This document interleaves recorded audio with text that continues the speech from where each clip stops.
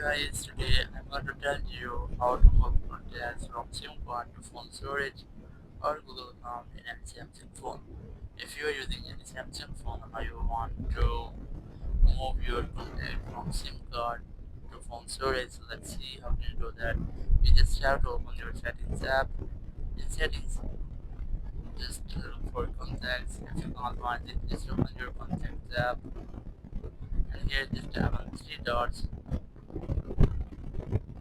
and go for settings. And here select more contacts to other storage location, and here you must have to select from where you want to move your contacts, as I'm going to select my sim and then select contacts, as I'm going to select all options, just tap on them, and here select where you want to move your contacts, as I'm going to select phone storage or Google account. So just select that and then tap on move and your contacts will be moved. So that's all. That's how you can easily move your contacts from SIM card to phone storage or Google account in any Samsung phone.